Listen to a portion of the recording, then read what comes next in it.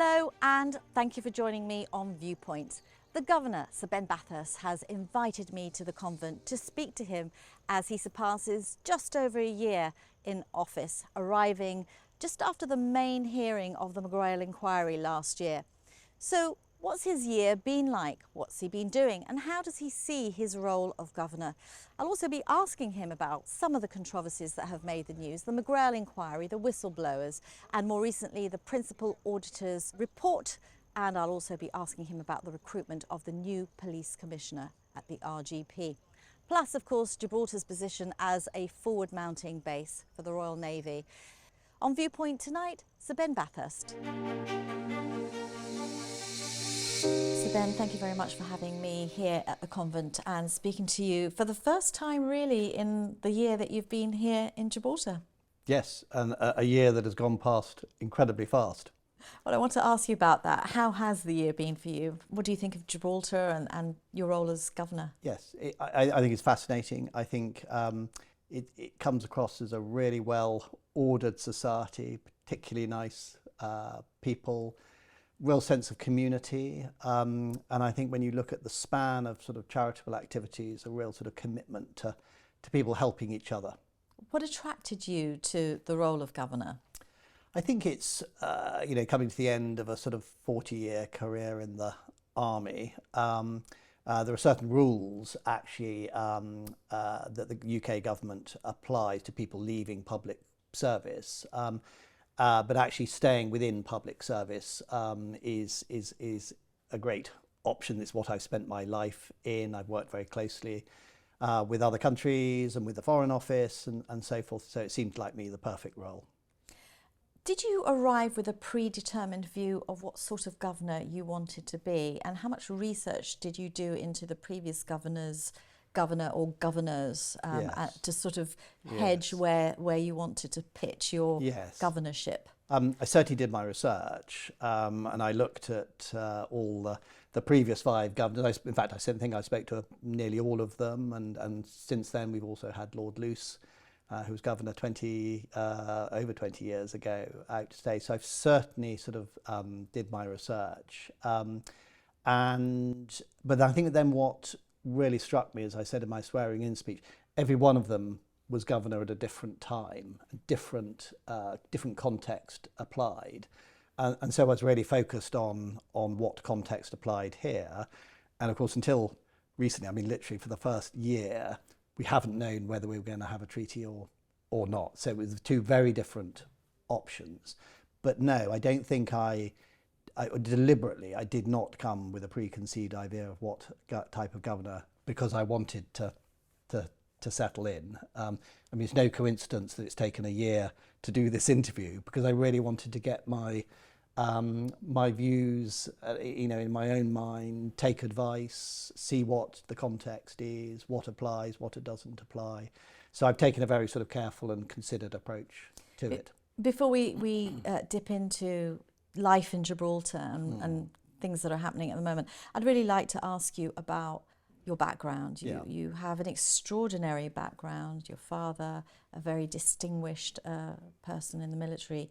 Did you always want to follow your father into the? He was in the Navy. He was in the Navy. So I think I came to a conclusion quite early on that I didn't want to join the Navy because that was really of a very sort of correct analysis of myself that I didn't think I'd be very good in the Navy. In terms of, I wasn't emotionally attached to the sea that you really have to be.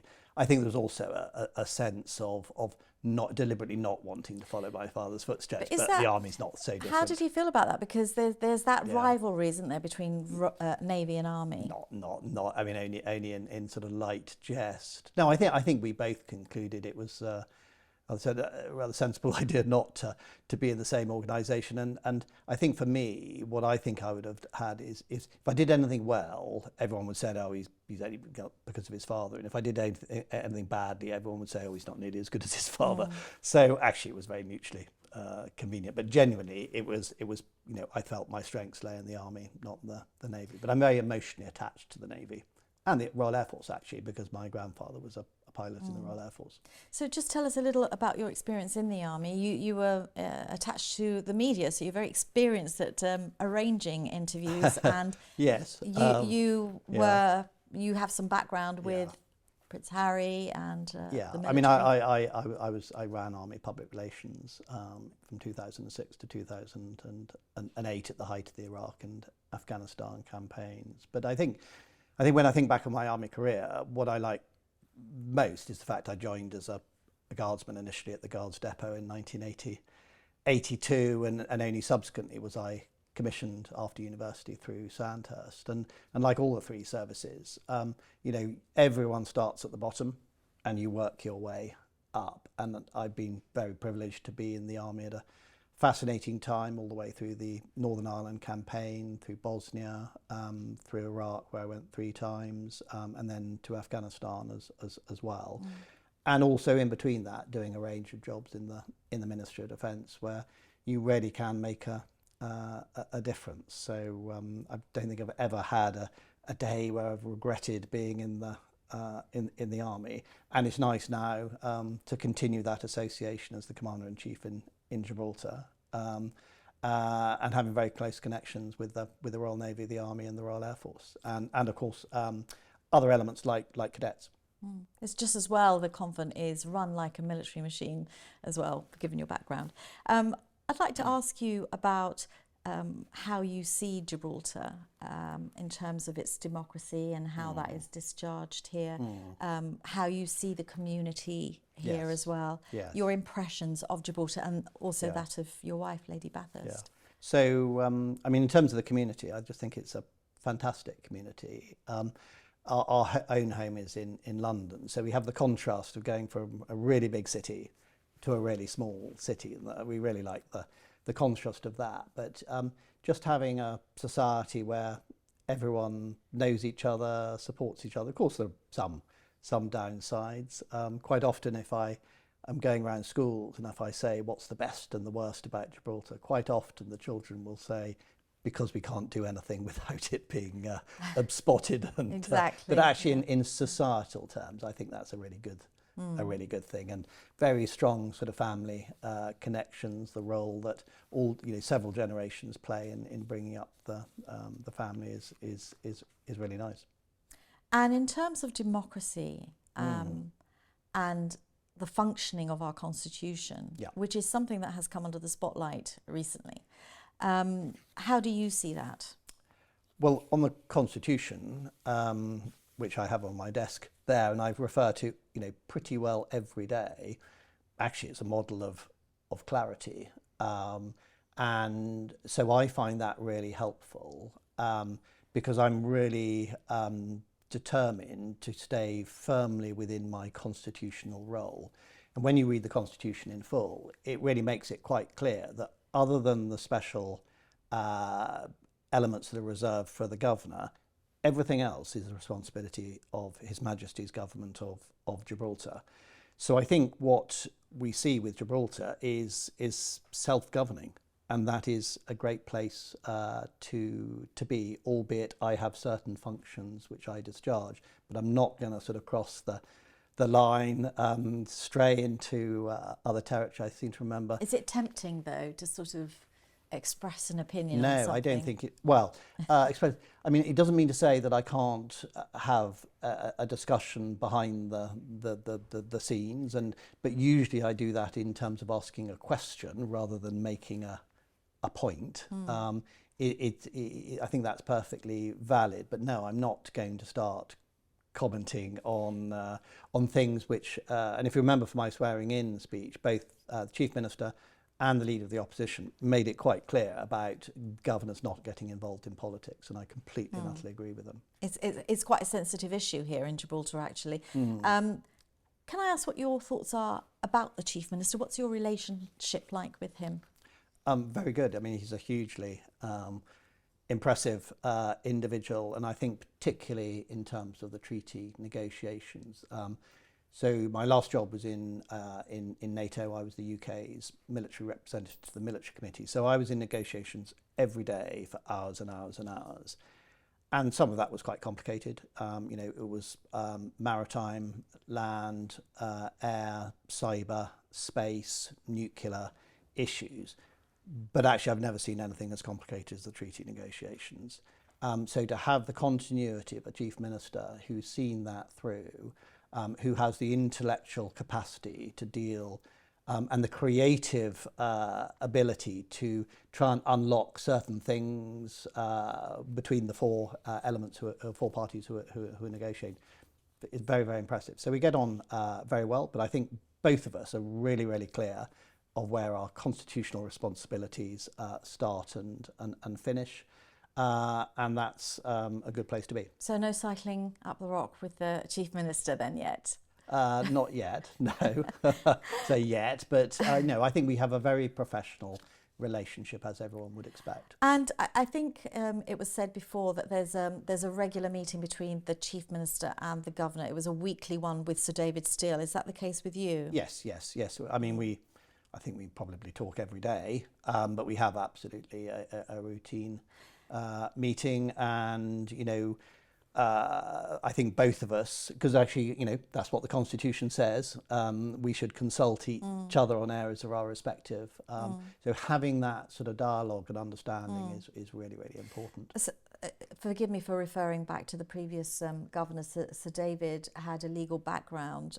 You have this military well, he was in the Navy as well, but you have a military background, and you have a background with complex negotiations. Does the Chief Minister sometimes ask for your opinion about anything? I think that's more done in a way that UK and Gibraltar has handled the negotiations, in terms of we've had several times weekly meetings. So it's done sort of collegiately, and perhaps as the person most recently coming to this. I absolutely do not know as much as our Foreign Office officials in London, in some cases Home Office and other departments, depending on the subject. And of course the Chief Minister, the Deputy Chief Minister and the Attorney General, who are incredibly expert in the detailed legal text. So I can't compare, and I can't compare myself to David Steele, because of course he was a naval barrister, a naval lawyer. But I think it's more picking the moment at which to suggest something might be a way of approaching it, a way of unlocking it, and particularly sometimes just correcting where perhaps I think people might have been talking slightly at cross purposes, not fully understanding each other's position. And that's really what the Governor is there to be, slightly to be a sort of conduit between His Majesty's Government and His Majesty's Government of Gibraltar, not in terms of obsessive sort of passing of information, but just occasionally just explaining why someone is feeling strongly about this and why there might need to be more discussion on it. So a facilitator, but only in a very minor sense, because the others are so expert about it. Yeah, I was going to ask you what your role is in the treaty negotiations, which you've just adequately answered. But I will say, I think probably the areas I was most involved with is the area that is called military derogations. So areas of the treaty which applied in a slightly different way to the military, because obviously that is a different entity. It's actually my constitutional responsibility and so forth. So working with Command of British Forces and the Ministry of Defence, as well as the Foreign Office, but equally making sure that the Government of Gibraltar was comfortable of it. So there's no sort of hard and fast, absolutely sort of areas where one wouldn't be consulting with others. We're not quite out of the woods yet, because the treaty text has still got to be agreed. So is that something that you will obviously keep a close eye on, or do you leave that to the Foreign Office officials and the negotiating team? Yeah, I mean, we're involved, but really you're into deep complexity there, where you need the likes of the Attorney General and the Chief Negotiator on the UK side, and the lawyers, of course. And the other factor is it's got to be translated into 26 languages, and then has to go through a linguistic check to make sure that the sense means the same in those languages. But that's routine business for the EU. It's what happens all the time. They're very quick. When do you on it. think the text might be ready? I think probably it's by the autumn is what is envisioned, and based on sort of timelines of other treaties based on that length. And of course, in the course of that, there's always sort of ironing out to be done. But that process is going well. Is the fact that there was a treaty to be done, even though you didn't know whether it was going to happen or not, was that one of the factors that attracted you about coming here at such a historically transitional time in our history? Yes, I mean, I think if it was, it certainly made it look much more interesting. And of course, one then had the intellectual challenge of which way is it going to go, and absolutely needing to prepare for both. So what the Deputy Chief Minister has done on the no negotiated outcome, which we've been fully involved in, is really important. From what you've seen, what do you say was the biggest hurdle to overcome in these negotiations? Yeah, I mean, there were many, but in a way, if you wanted to single one out, I would say it's the sovereignty clause. I think that is just masterful that both UK and Gibraltar, with the EU and Spain, agreed a clause where neither side had to compromise on its position, but it sort of in a way could agree to disagree, but then move on to the really important business that we had to hand, which was the movement of people and goods.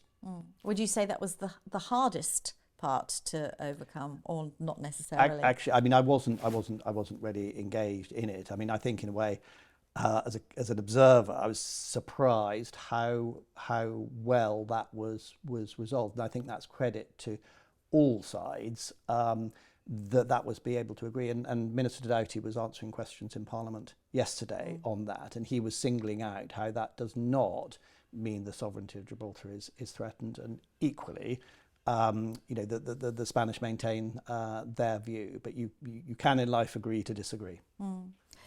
You said that the UK would stand shoulder to shoulder with Gibraltar during treaty talks, and it's the sort of rhetoric that we have heard repeatedly that that the UK stands with Gibraltar regardless of how things go. But there's never really a definition as to what that support actually means. Is the extent of the UK's interest in Gibraltar around the military base that we have here, the naval base, the RAF, or does it run a lot deeper? What's your perception of that relationship between the UK and Gibraltar? I'd say much deeper, and I think it's around self-determination by Gibraltarian people. And I think the double lock that we won't pass sovereignty, or UK won't pass sovereignty without involving Gibraltar, and there will be no discussions about anything without involving Gibraltar.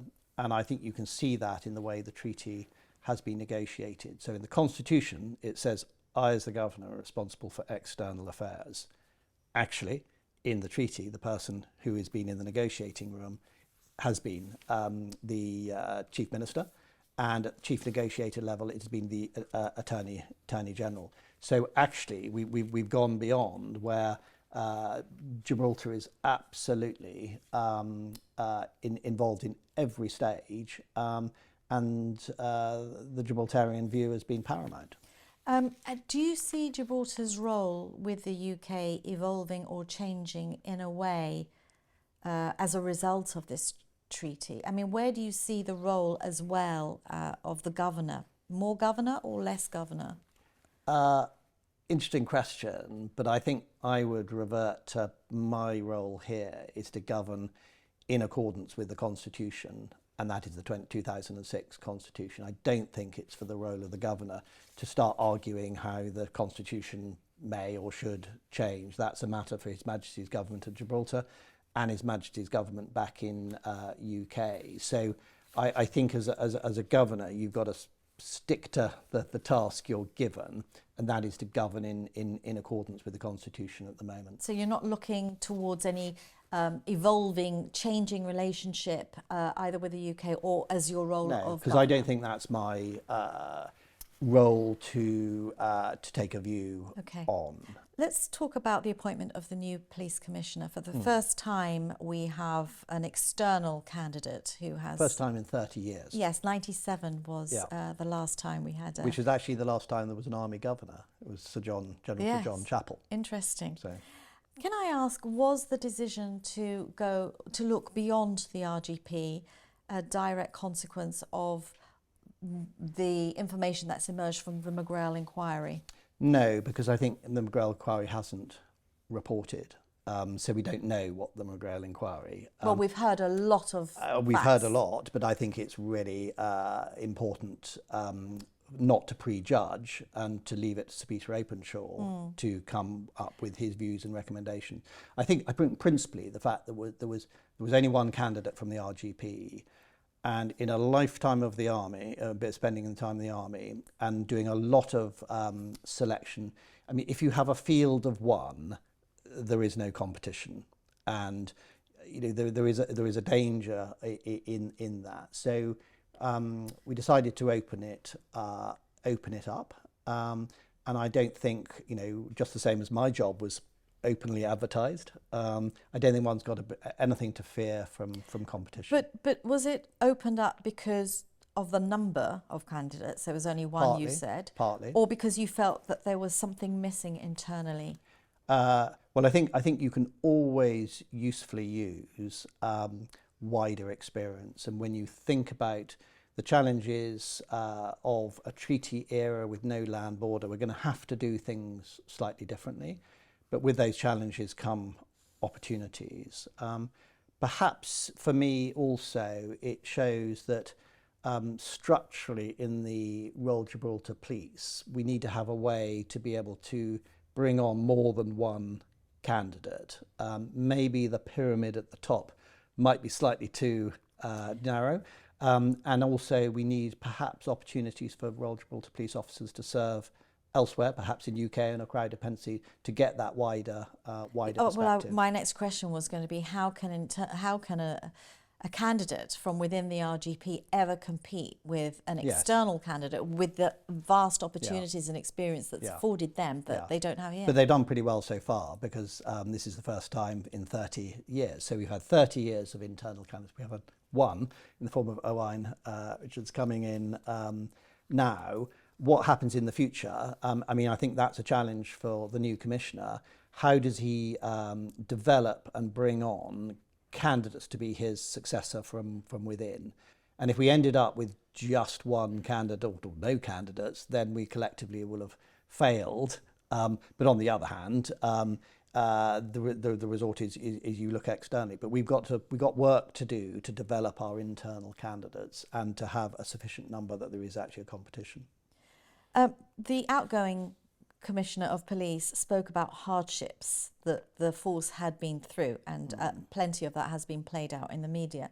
What's your understanding, though, of those challenges? What do you think is a priority for the new Commissioner of Police? So I don't think it's unique to Gibraltar. I think policing is a really, really difficult task, and I think it's really important for all of us to be incredibly appreciative and sympathetic of the work the police do, because there is a stark reality is we absolutely depend on the police, and when any of us might be in difficulty, they're the people you call, and if they're not there or they're not there in sufficient number, what do you do? So we absolutely have a really important job to reinforce our police wherever it is. I think there is a challenge in the police that virtually no crime ever gets abolished.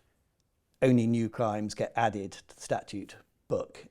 So it's really difficult. And of course it's getting more complicated with online crime, economic crime and so forth, which is incredibly complicated to actually investigate and prosecute. But first and foremost, it's about making sure that the community feels safe, and I know that he's focused on that as well. There will be many operational challenges, I think, as well, because that is something that Richard Alder did speak about. One of the things that he repeated in a number of interviews was the operational impact of losing a significant amount of police officers to government jobs. He didn't know that was happening.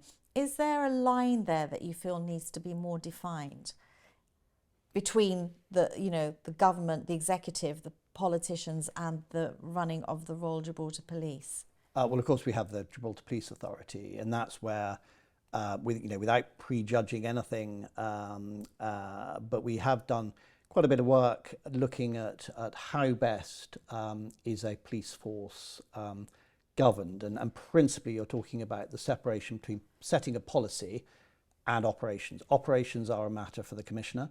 Policy is set in Gibraltar's case, yes, by the Gibraltar Police Authority. But I'm referring more to funding and recruitment, those yes, that enable the operational absolutely aspects. So resources, which are tied, resources tied to the government. Tied to the government, absolutely. But the actual mechanics of recruiting are a police matter. But we can all help that. I've just had a member of staff for the convent who's volunteered to join the police. She's now on the training course, and we actively encouraged her to do that. So I would ask all your viewers to think about how can we encourage our young people to actually see the police as a career. How much work do you think there still needs to be done to bring the force to where youth, the levels that, and as you mentioned, there are a lot of challenges in the UK as well. Yeah. But to bring the force to a level that you think it should be, particularly in this new era, the challenges of an open border, yeah, how much work is there still to be done? Yes. I mean, I don't know the answer to that because I really need to work that in conjunction with the new Commissioner, who is the operational expert. I can, based on my discussions with the police and with him, I think it's a matter of prioritising on what areas are most important. And I think it's really important for police not to get too involved in non-core policing tasks that can be done by other agencies. So that's something I know he is looking at. My sort of principal interest, though, is also with the Gibraltar Police Authority. It is all volunteers, very ably chaired by Peter Montegriffo, but there's no permanent staff that help do that work. So they're a little bit underpowered, and we're relying on some very well-meaning Will there be volunteers. Some reform there? Because that emerged in the McGrail Inquiry as well, the difficulties of these volunteers taking on such a huge task. Yeah. So we're looking at it. We're looking at dispassionately at various options. We would want to wait to see what the McGrail Inquiry advises. But actually, this is, again, another challenge where almost every police force has. So we have the model from the UK, which dates back to about 2010. At that stage, UK moved to police and crime commissioners, although the City of London Police and the Crown Dependencies, Jersey, Guernsey and the Isle of Man still have police authorities. So we're not alone of retaining a police authority. But I do know the Home Office is looking at the whole matter of policing. So interesting to see what they say. But I think the key thing for Gibraltar is we're not very big. There's a real danger of overcomplicating things in Gibraltar, real danger of sort of thinking somehow you emulate a UK and you end up with far too many layers. I think there's a great advantage in simplicity here. So we just need to see how we make it work best. So Ben, we're going to dip into some of the more controversial subjects. We'll just take a short break and we'll be back shortly. Great, thank you. So Ben, you have avoided the huge fallout of the McGrail Inquiry. It's had a huge impact on us here. But the report has still not been published. Have you been following, have you caught up on the inquiry, and will you be looking at the report and overseeing any potential recommendations made within it? Yes, so I don't think I've avoided it. The main public hearing, I think, was in about the month before I arrived. So I followed that as much as I could, but of course I didn't really understand everything that was going on. But I've talked to a lot of people about it, and of course anyone perhaps who's been involved is quite keen on talking about it. And of course we've had the second sort of set of public hearings, and we followed that, and there were some very good coverage on GBC and actually also in the Chronicle, which was really helpful. And of course, particularly the summing up statements by the various parties, that was really interesting. But I still can't and won't sort of put myself in a position where I think I know what Sir Peter Openshaw is going to conclude. But he may, because the governance and independence of the police was one of the areas that was touched on in the inquiry. Yeah. The whole issue of whistleblowers, retired police officers, whistleblowers. There may be recommendations, we don't know, but there may be But if there are recommendations, would you ensure that those are recommended? Because absolutely. Legally, you don't have to act on the recommendations of the report, but would you like to see recommendations actioned? No, I mean, I think like any report, I'll wait to see what it says, and then whatever it says, I mean, I don't need to have the sort of the legal, sort of threat of having to do something. If it makes sense, and if in discussion with the government and with the police, something we see that needs to be changed, we'll change it. I've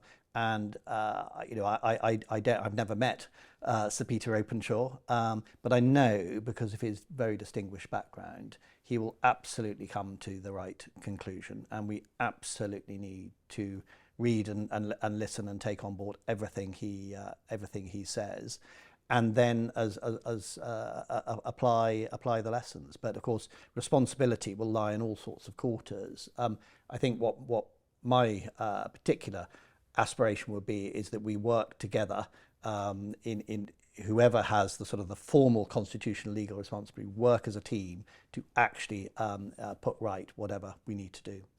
Are you satisfied that the lines between the judiciary, the executive and the legislature are very clearly defined in Gibraltar? Because that was one of the areas for that came out in the McGrail Inquiry. We don't know how Sir Peter Openshaw will see it in his report, but it was an area that was talked about a lot. Yeah. How do you see those lines? Do you see them blurred, or do you see them as clearly defined? Could they be more defined? I mean, from my perspective, after just a year in office, I think they're pretty clear to me. I find it far clearer than actually the UK. Gibraltar does have a great advantage of clarity because of the size and not having complexities like England, Scotland, Wales, Northern Ireland, and so forth.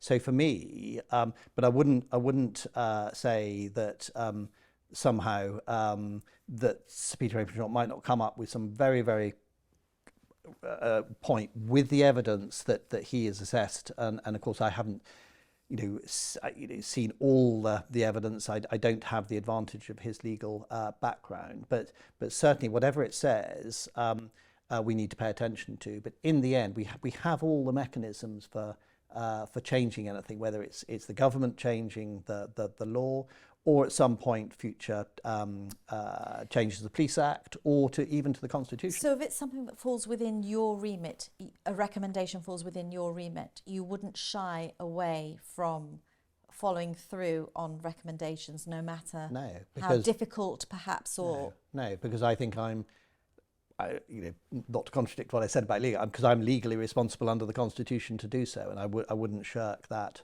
responsibility. But what I would do is do it in a very collegiate manner, because there's always grey areas.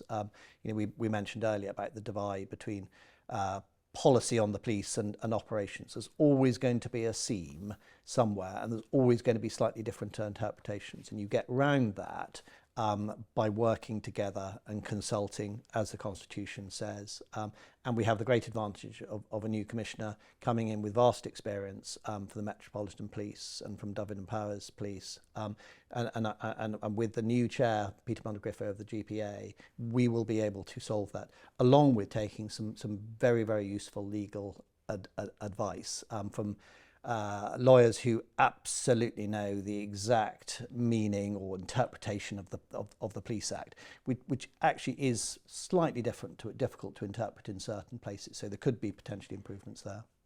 When I spoke to Richard Alger, the former police commissioner, he said that improvements were already underway at the RGP. You didn't need to wait for the report to come out to know that there are some areas that do need to be looked at and perhaps improved. And I want to ask you about what your thoughts are about the issue of whistleblowers. Do you feel that that was handled correctly? The transfer of RGP officers into government jobs, certain payments made that were highlighted by the Principal Auditor. Are there areas around police whistleblowers, that you feel needs to be looked at? So I think, the first thing is it's very difficult to say anything is right or wrong if you don't have a policy about it. And Gibraltar didn't have a policy on whistleblower. UK didn't until quite recently. So I think it's quite important for all of us to sort of set out what that is. I think based on my discussions with UK police forces, what's really important is if there's a complaint either about the police or within the police, that first of all it's handled internally. And all UK police forces have a thing called a Professional Standards Department.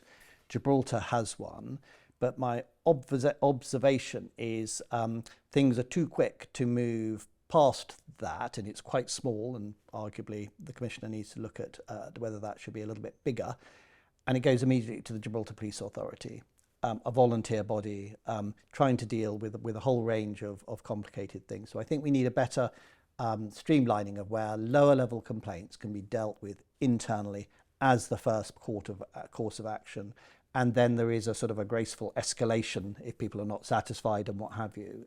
So we just need to get that right. And I think there are a few lessons to be learned. But first and foremost, in any of our organisations, complaints should be dealt with internally, and then there are other mechanisms in case of the civil service here, with the ombudsman and so forth, to have various mechanisms where if the individual is not satisfied. GBC reported earlier on this week that Ian McGrail, the former police commissioner, has written to the Commissioner of Police and asking him to reopen the investigation based on information that's emerged from the Principal Auditor's report, which we've been reporting on this week. Where the auditor said that secret payments had been made to retired police officers. And he said his lawyer said that should the police not reopen the investigation, which was closed due to insufficient evidence, would you consider reopening the investigation because the lawyer said, or would you consider an independent investigation because his lawyer said that if there was no joy at the police, they would come knocking at your door?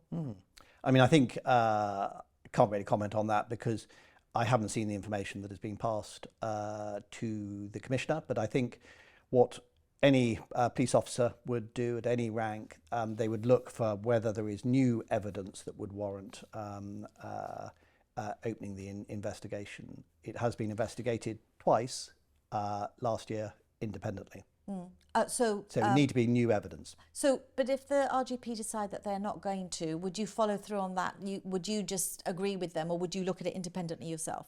It's been looked at independently twice. So the best person to make a judgment as to whether there's any new evidence is the Commissioner. I think we have to wait to see what he says based on whatever has been passed to him. Can I ask how closely the FCDO is following developments in the McGrail Inquiry? Yes, we have updated the Foreign Office. We actually have a Foreign Office official who comes over whilst it's underway to report. But on the other hand, the clarity of reporting, both by GBC and in writing by the Chronicle, has been excellent. So quite often we've just summarised the reporting. So yes, following it very closely, but institutionally, just like I am, we'll be waiting for the report and not making the mistake just because you hear something of thinking that you know what the outcome or the answer and the outcome would be. We have to wait to the final report. Absolutely, Well, I did mention the Principal Auditor's report, and if you have been watching GBC, you'll know that it's dominated our news bulletins. The Chief Minister said yesterday that he was going to be filing a motion in Parliament saying that the Principal Auditor's report fails to conform to standards of independence and objectivity.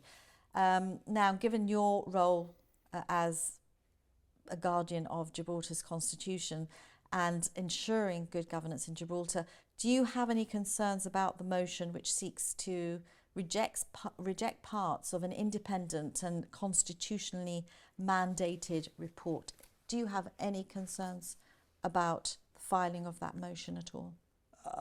I mean, I think this is a matter for Parliament. The From a Principal Auditor. constitutional perspective. Absolutely. And I think, I mean, it's been quite a while since the Governor sat in Parliament, and I don't think anyone wants to go back to those days. And as I said, you know, in my swearing-in speech, you know, we were all very clear that the Governor getting involved in the political landscape of Gibraltar is completely It's not just political, inappropriate. though. There are constitutional implications because the Principal Auditor is mandated by Gibraltar's constitution To report to Parliament. to report to Parliament. Yes, and that is what he has done, and it is being debated in Parliament. So I don't think the Governor has a role of getting involved in that debate. Okay, and you have no concerns that it could undermine the independence of the auditing process? I think we have sufficient checks and balances within Gibraltar's democratic system to do that. In other territories, governors have occasionally used their reserve powers to intervene when governance standards break down. How do you see Gibraltar's governance? I know you've just touched on it there. So, Order and good governance in yes, Gibraltar. but I think the first of all, constitutionally, those other governors are different. In many cases, they still sit in cabinet. And they have much wider constitutional powers. In some cases, they're responsible for the judiciary or for justice, you know, in a way that Minister Nigel Feetham is here. So I think there's a danger of comparing it with certain other overseas territories where you'd have to go back 20 or 30 years in Gibraltar to find the governor having those same powers. So, but to answer your question, I mean, I think the threshold is really, really high because Gibraltar is a fantastically well-functioning overseas territory, and self-governance is really to a very high and sophisticated level. Okay, so there's a very clear line between yourself, your office, and politics. Yeah. Sometimes it does sort of blur slightly. There is a case at the moment that's in court where you used your Section 66 powers. Are you satisfied that constitutionally you are right to use those powers, notwithstanding the court case? But are you satisfied? Absolutely, because that's what the law said. So. In the Landlord and Tenant Act, the extant law that governs this issue, it says that the governor must make a decision on that it is in the public interest for the economic development of Gibraltar. So I am compelled by law, if the government asks me, to make that determination. So if people don't like that, you've got to either change the law or somehow change the constitution, but in essence, the task was laid down in the law, the Landlord and Tenant Act. And you're satisfied that law or that power was applied correctly in this particular case because there's a dispute, not on one side, not on the government side, they're very clear, but on who owns the land. But I don't make the law. I abide by the law. And that was the task set to me, and I carried it out impartially. And that was my judgment. And the other thing that you know, because certainly I looked into you know, whether it was the right thing to do. The safeguard was that I wasn't the final decision maker, and that that any person who did not like that, they had the ability to appeal to the Supreme Court, which they've done. And therefore, it is a judgment of the Supreme Court that we'll all abide by. So Ben, let's turn to Gibraltar as a strategic military asset, which has been the case in hundreds of years of history here. Yep. But global tensions, as we have seen, have escalated hugely in recent years. How do you see the role of Gibraltar's naval base evolving in today's geopolitical climate? So a very useful forward operating base. So we have a permanent presence here, and the ability to make military use, whether it's of the naval base or the airfield or some of the real estate in Devil's Tower camp. And we've seen the Strategic Defence Review. It reinforced the importance of Gibraltar as well as others. So there was certainly no diminishing its importance or usefulness. Are there plans to expand the footprint, the UK military footprint on the Rock? No, I mean, I think it's sufficient as it is. I mean, it's gone down in size, over the last 3 decades quite considerably. It is as it is. No real plans to that I know of, or aspirations to either increase or decrease. So it's steady state, and I think that's what you saw in the Strategic Defence Review and the language. It neither said there's going to go an expansion, nor did it say there was going to be any diminishment. So I think what you see is what you get. What sort of Gibraltar would you like to leave at the end of your term?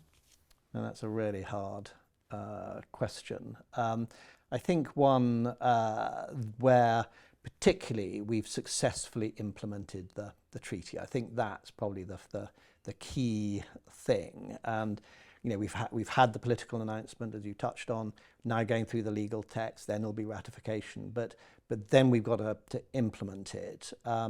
But from what I see, at a sort of local regional level between Gibraltar and La Linea and Andalusia, there's already very good sort of connections, whether it's on sort of business or uniform civilian services. But we've got to make sure we operate within the letter of the treaty, overcome any sort of misconceptions or so forth, and work very collegiately together with our neighbours. Gibraltar will always have that vulnerability for being an outcrop, the southern tip of Spain, and we see politics in Spain being very, very volatile. So are you concerned that Gibraltar could still be vulnerable to certain political players in Spain? We see this current administration that has worked very closely on this treaty negotiation, struggling at the moment. There's a right-wing faction in Spain that could make things more difficult for Gibraltar. But are you confident that Gibraltar will survive through whatever political turmoil, might emerge from Spain with that support from the UK? Should there be a stronger right-wing faction in power in the future? I mean, if I thought it was, which I do generally believe it inadvisable to get into Gibraltar politics, I think it's even more advisable not to get involved in Spanish politics. And we worked, incredibly well with the Spanish government who are on this treaty. So they're the government in power, and it's not my place to sort of speculate about what might happen. But the UK will, if there are problems in the future, you say the UK will support Gibraltar. I'm just trying to understand. Absolutely. As it has done for over 300 years. What is the practical nature of that support? Listening to the government of Gibraltar and indeed the opposition. I mean, when the Foreign Secretary came here on the 11th of June, the day of the political announcement, not only did he speak to the Chief Minister and the Cabinet, but he also spoke to the leader of the opposition and some of his party, and he also spoke to the heads of a number of sort of business organisations. So really listening. And I think in a way, when you look in the Constitution and it says I'm responsible for external affairs, I'm slightly sort of reinterpreting that as to being the key link between the government of Gibraltar and His Majesty's government and vice versa, to talk through any areas of concern and particularly find ways where UK can help with the growth and prosperity of Gibraltar, because we are mutually supporting. Now that we have this new modern relationship with Spain enshrined really under this treaty, Can we expect a royal visit soon? I have no knowledge on that whatsoever. I think it's sort of one of the things I know it's been desired for a number of years, but there are no plans at the moment. Right, no plans, or no plans that you're aware of? Both, no Both. plans. Right, okay. No plans. So first and foremost, we need to complete the treaty and the ratification. I think everything else will follow from then. Surprise. We had Prince Edward and absolutely. So it's not like there haven't been recently, so any, but not from the sovereign. So looking ahead, you've got the big matter of the treaty to be signed. What else do you look forward to the rest of your tenure here? So I think it's particularly the growth and prosperity agenda. I mean, that's certainly first and foremost in UK's mind. It's one of the Secretary of State's priorities. I think what the fantastic thing about Gibraltar is it does not require any money from UK. So UK has a vested interest in finding ways to help the economy of Gibraltar, and that's particularly in financial services, because almost 100% of Gibraltar's financial services are sold into UK, and I think there's further areas where we can help on that. And is that something that you personally take an interest Absolutely. in and help drive? Absolutely, and even more so. I mean, there are only 4 of us here employed by the Foreign Office as UK based. We have a number of others locally based. We're taking on 2 more policy officers from Gibraltar, so bright, young Gibraltarian, quite recent graduates. I saw the advert. You've recruited? We have recruited. I can't say their names yet, but they both accepted.